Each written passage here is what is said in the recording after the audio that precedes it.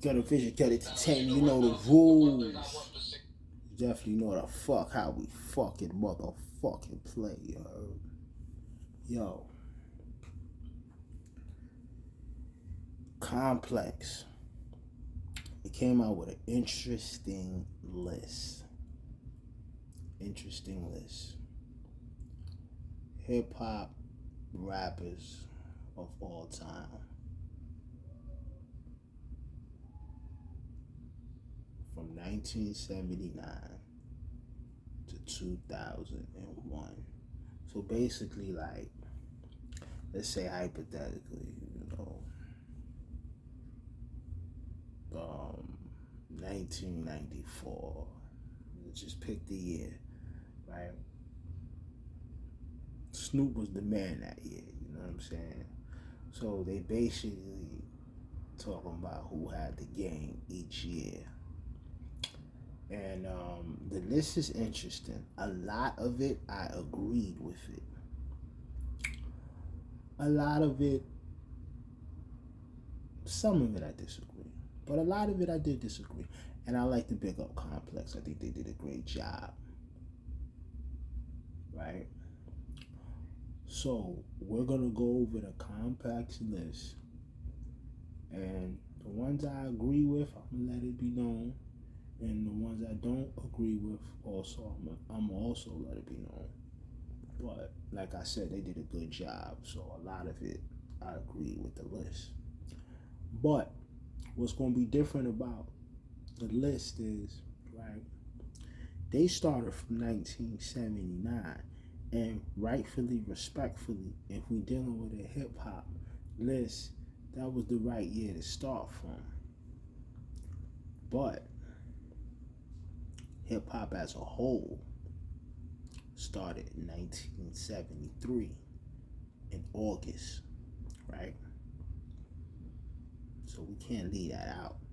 So what we gonna do on Gutter Vision, Gut Entertainment, you know the rules, you know how the fuck we play. What we gonna do is we're gonna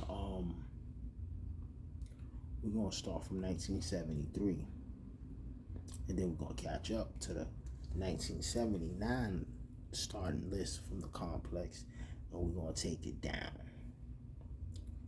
We might do the whole list. We might do a part 2 and continue on with the list. So let's start it. Let's get it going. Like I said, hip hop started in 1973. So you gotta understand, a lot of it was in the parks, Cedric Ave. You know what I'm saying? Crazy ass River Park Towers. You know what I'm saying? You know, that's the mecca, the section of where hip hop is birthed there in Bronx River, right? So Kool Herc was that nigga, like. So we gotta definitely acknowledge that man. And he had a strong hold on it, you know what I'm saying? From 73 to 75. So Kool Herc. And then it was passed down to the DJ Jazzy Grandmaster Flash, you know what I'm saying? He held it down for like another good 2 years. And then with him, he got into like the club aspects, you know what I'm saying? Like Manhattan, and that's when they started dibbling, dabbling with the white folks and started doing the Manhattan scene. You know, all these clubs started popping up. Hip hop started to become a real night thing, started to get corporate. People started to see things. MCs was in place. Then 1978 came, and like I said, a lot of it started ending the parties. I mean, the parties were still in the streets and all that, but like I said, it was converting to the clubs, the night scenes, and all that. And we can't forget about the MC Busy B, one of the first party goal setters in this motherfucker. So we like, you know what I'm saying? Like they started in 1979. I had to add those guys in there. Now we're gonna start the 1979 list. And I definitely definitely wholeheartedly agree with Complex pick. The one they picked was Grandmaster Caz. Grandmaster Caz. I totally agree with that, especially for the year 1970, 79. I'm gonna read off what Complex said. They said a lot. I probably won't read the whole thing to you, but I'm gonna read majority of it. Rap fans tend to get into arguments with other rap fans. It doesn't take much more than someone to declare their favorite rapper. Your favorite rapper is a personal preference. You know what I'm saying? One that requires the most subject defenses. If you're rooting for the rookie of the year, washed up veteran experience in a career, or someone has heard your favorite rapper, then it's been so. Your choice is yours. The favorite rapper discussion is cool and all, but committed to the extinction of hip hop is still a name. The GOAT, the greatest of all times. Rookies, new jacks need not to apply. This is a debate strictly for the catalog artists. People who have shifted the culture previous unmovable ways.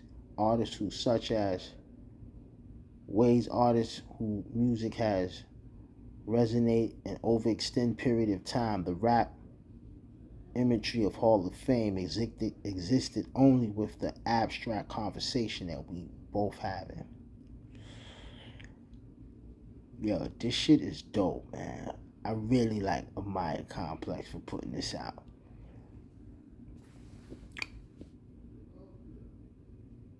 See, what was dope about him,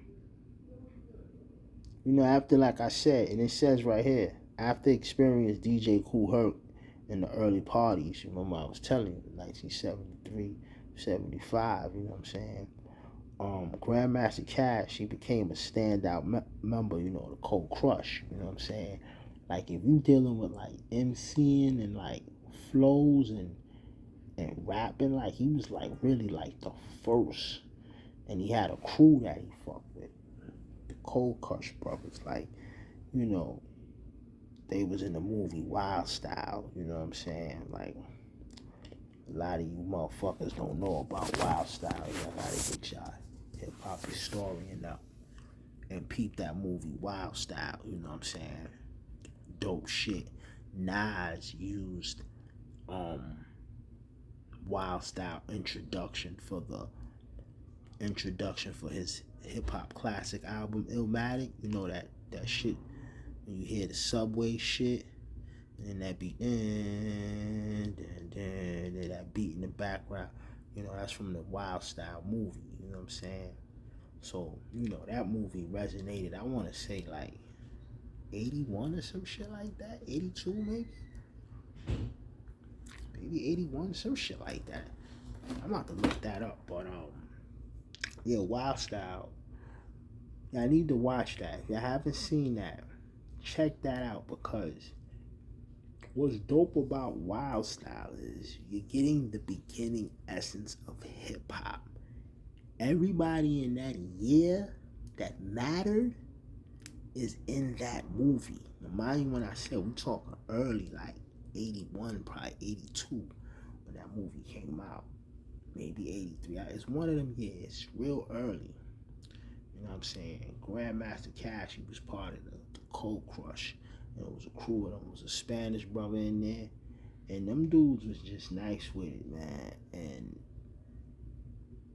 as far as like stage presence and MCing and actually putting words together and formulating like subject matter and sounding like an MC, like, Grandmaster Caz was definitely one of the first. You feel what I'm saying? One of the first. So, and what's dope about it today, we talking today in 2022, put that band on a put a beat on until I ask that man kick a 16 or 24. This nigga's like 61 years old or 60. The nigga still got it. Like he's still nice on the mic. Like if you think I'm bullshit, get into the K Slate files. Get into the K Slate catalog albums and check out. Grandmaster Caz is on a few jump offs, and he's hanging with today's MCs and sounding great. He still got it, man. Like I admire a motherfucker of his age. He's still wearing hoodies. He still wearing fit his hat. He still roll L's or smoke weed, and he's still nice. This is why it's important that man, Grandmaster Caz, had to make that list.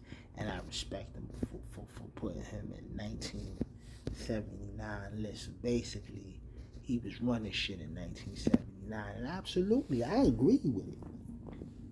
I mean, I was 2 years old, but you can't deny history. You know what I'm saying? Feel me? You can't deny history. The next is 1980. Kurtis Blow. Yo. Dope. Like, let me tell you how important Kurtis Blow is. Like, to show you, like, to try to give you an understanding of what Kurtis Blow was. Pardon me. In 1980. Basically, what Drake was last year to the game is what Kurtis Blow was in 1988. Put it like this: the first commercial rapper. And mind you, when he came out in 1980, through the storm, when all the hip hop gods and the legends, when the game was shifting, he was still dropping albums. He got like 4 or 5 albums straight, like, you know what I'm saying? So Kurtis Blow was like the first commercial rapper, like, you know what I'm saying? He did the Christmas jump off. He was before LL. He was on that ladies man type shit, like when I say commercial rapper, like the first rapper for the ladies. Like, I mean, don't get it twisted. We had like rappers that rap for the ladies and all that, but Kurtis Blow was the first one to actually take it to a higher plateau, you know, putting out albums and making to the Billboard charts and shit like that. Like, he was like the first, like, you know what I mean, the first hip hop star, like pop star, everything. Like, anybody want to talk about a commercial level success, Kurtis Blow was the first, like, you know what I'm saying? So I respect that, you know, they put shit up like that, you know what I'm saying? He got busy with Spoonie G, that was his man, and, you know, it was dope. And then the next year, I mean, can't deny it, I definitely fuck with it.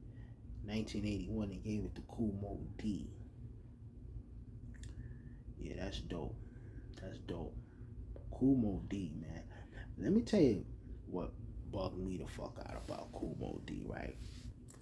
You would think old school rapper, has been rapper, ain't equipped, ain't got it. Back in the day, Harlem used to have a shit called Harlem Week, right? And this was like the year of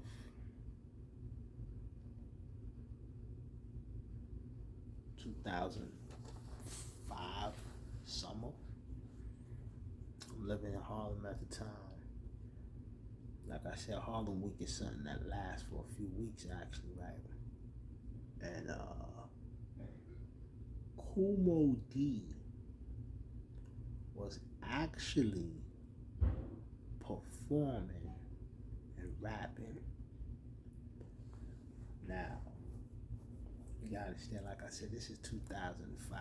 Kool Moe Dee haven't been putting out no records, nothing, no type of music, only books and his opinion and whatever. But he's a legend. We respect him, right? Mind you to hear what I'm saying. This is somebody decided to pass this man the microphone, and I was saying about myself, like, what the fuck are we doing? And I must say, boy, that man had my eyebrows like, excuse me? Like, this motherfucker was going in. And we talking like heavy bar lyrical structure. Like a Pharoah Monch, Jay Electrica type vibe together. Like, the nigga was using big words and similes. Yo.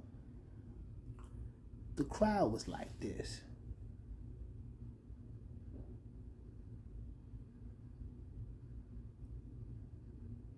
It was like cannabis went through his body or something, man. Like, this nigga was going in. And I said, God damn, you rapping like that? Nigga, you need to be putting out some work. But I guess, you'd be surprised, niggas that you don't hear from, what they be like, what they still got, how they give it up, like, be surprised. So I definitely respect that. When I seen that, like, not sleeping on Kool Moe Dee, he's the man, but god damn, I was impressed, man. Like, I tell people this story, it's hard to believe. 1982, Melle Mel. Yeah, I definitely respect that, man. You know what I'm saying? Melle Mel was like, one of the first New York City rocking powder blue tux type, you know what I'm saying? Muscle Simmons type guy. Like, he was the first guy, like, you could say that was like immortal. Like, he was the first guy that was like very competitive. Like, so it was like 82, man. He was like, he really took the height of the game, man.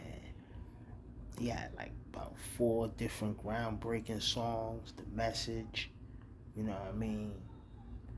Now, come on, man. The Message, man. We don't, please.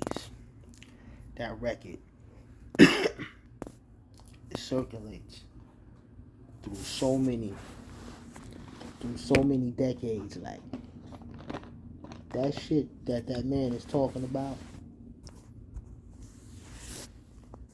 people can feel that today. But I don't want to long-wind you people, right?